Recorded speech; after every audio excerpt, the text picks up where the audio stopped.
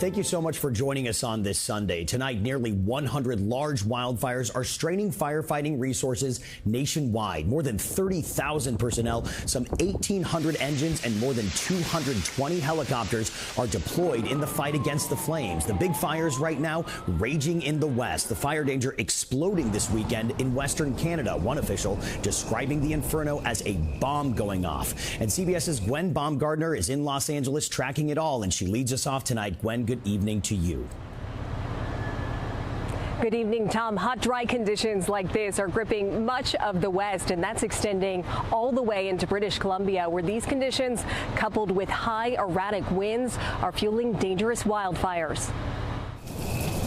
In Summerland, British Columbia, 20,000 residents raced to evacuate under red, fiery skies as the explosive Bald Range fire took hold of homes along this mountainside. I don't know whether my house is gone or still there or not, but that fire came so fast and furious.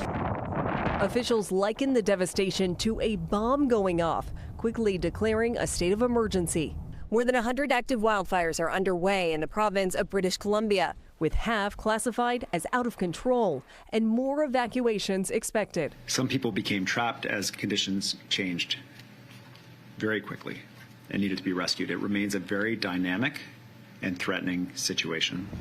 Across the border, residents in Spokane, Washington know those threats firsthand after a series of devastating wildfires torched more than 900 homes. While crews continue to make progress, hotspots remain a concern in Spokane.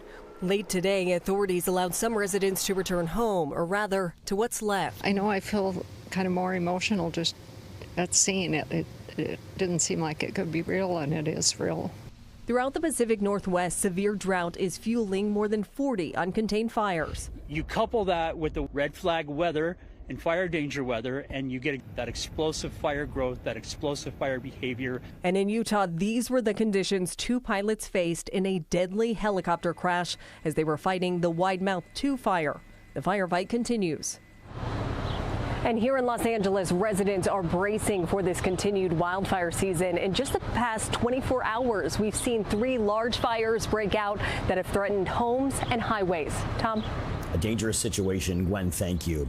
And as for possible relief, the heat this weekend has been searing for nearly 100 million Americans. Let's get right on over to CBS News meteorologist Andrew Kozak. Andrew?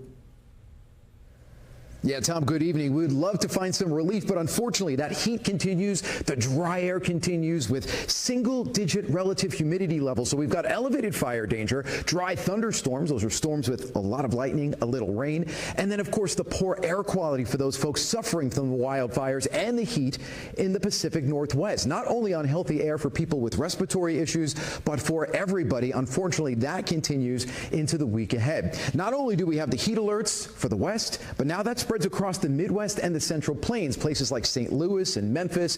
And even if you're not underneath any heat alerts, we have places like Albuquerque, New Mexico, which may set some new records heading into your Sunday night. We also are watching thunderstorms. Chicago, as we speak, dealing with some severe weather. Tomorrow, that starts to shift a little further east for places like Indianapolis and eventually over toward places like Pennsylvania and the Ohio Valley. And finally tonight, let's talk about Saharan dust. You may remember back in June of 2020, we called it the Godzilla plume. Well, this continues. Sahara dust moving in from Africa. Those are collapsing thunderstorms, and that will move across the Caribbean and reduce visibility in places like Florida for the week ahead. Tom? All right, Andrew Kozak for us tonight. Andrew, thank you.